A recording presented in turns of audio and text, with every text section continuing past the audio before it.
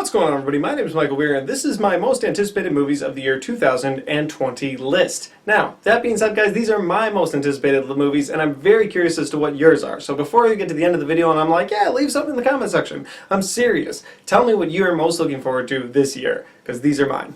Let's do it.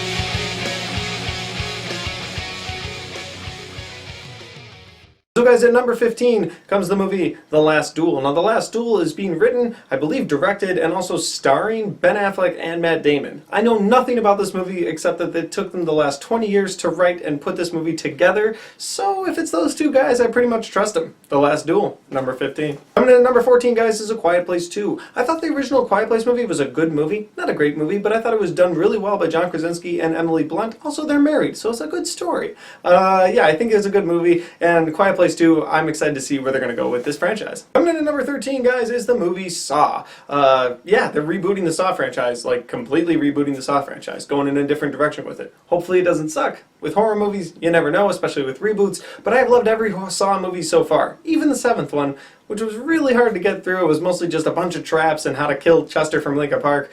But yeah, I mean, Saw.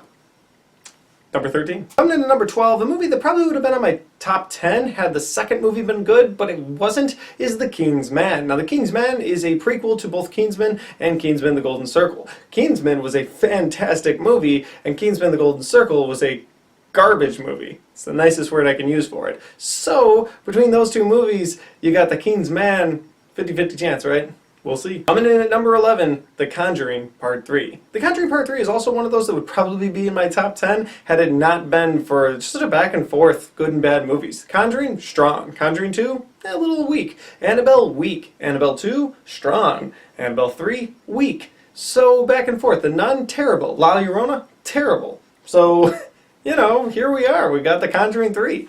It's got the Warrens. I'm excited for it. But that's why it's at number 11. Coming in at number 10, guys, is Death on the Nile. Death on the Nile is a sequel to Murder on the Orient Express, which came out a few years ago, and starred Kenneth Branagh as the mustache-twirling detective who solved the murder on the Orient Express. And at the very end of the movie, they said, "Sir, there's been a death on the Nile." And he's like, "I have to go." And this is that follow-up, and I'm looking forward to it. Coming in at number 9, Marvel's Eternals. Now, Eternals is another group, another space group, essentially. I don't really know anything about the Eternals. That's why it's number 9. I love Marvel. I think they've done a fantastic job with all of their movies. I have faith in Marvel because of what they have done with characters like Guardians of the Galaxy that I didn't really know much about. And now they're bringing us the Eternals. So, Eternals, number 9. Coming in at number 8, guys, is the movie Halloween Kills. Halloween got a reboot, essentially, back in 2018. It was supposed to take place 40 years after the original Halloween. So in the Halloween franchise, just to be clear, it's going to be Halloween. Halloween Kills. And then next year there's supposed to be a sequel to that. It's got Jamie Lee Curtis. It's got Mike Myers coming back. You know, I'm here for it. Coming in at number 7, Black Widow. Now again, Marvel has done a fantastic job. If you've seen Endgame, and I'm going to assume at this point that everyone has, then you know Black Widow is dead. So Black Widow would probably be higher on my list if I thought it was going to further the MCU, but since it's just going to give Black Widow's backstory, and I don't think it'll really impact the MCU going forward, I have it at number 7. I am looking forward to it, and I think the previews do look pretty dope. At number 6, Bad Boys for Life. The previews say it all. I really don't need to say anything about this movie. Just watch either of the 2 previews that are out right now, and you're hooked too. Bad Boys for Life. Number 6. And at number 5, guys, Godzilla vs. King Kong. I am so excited for this movie, and I was so hyped that we got it in March, and then they were like, oh yeah, we meant November. So November next year. So now I gotta wait till almost the end of the year in 2020 just to see Godzilla vs. King Kong. But you know what? I can wait, and I can just enjoy the fact that all year I get to look forward to Godzilla vs. King Kong. Alright guys, coming in at number 4, you have 007, No Time to Die. They've released 1 trailer for this movie so far, and honestly, that's all they need to release. I don't need any more info. Please do not spoil this movie. I think they've done a great job with the Daniel Craig 007 character. I think every one of those movies has been excellent. I even like Quantum of Solace. Please don't spoil this thing before it comes out. I'm hyped. I'm ready. I'm locked. I'm loaded. And that scene where he's walking down the street with a shotgun, yes, please, more of that. And in at number 3, guys. Number 3, Wonder Woman, 1984. I loved the Wonder Woman movie. I thought it was awesome. I loved not only Gal Gadot's Wonder Woman, but I also loved Chris Pine's sort of the guy, and they flipped the script, right? Because normally the guy is the superhero and the woman's just kind of being saved, and so Wonder Woman kind of flipped the script on that, and that was cool. I thought the first Wonder Woman movie was really decent, and I think this movie is going to be excellent because I saw her swinging on lightning bolts. That's right, she was doing the Spider-Man on lightning bolts, more than likely sent down by Zeus. That's badass. I love the direction they're going with Wonder Woman in the DCEU. So, Wonder Woman 84, number 3. Coming in at number 2, Fast 9, or Fast and the Furious Part 9, or whatever ridiculous name they're going to give this movie.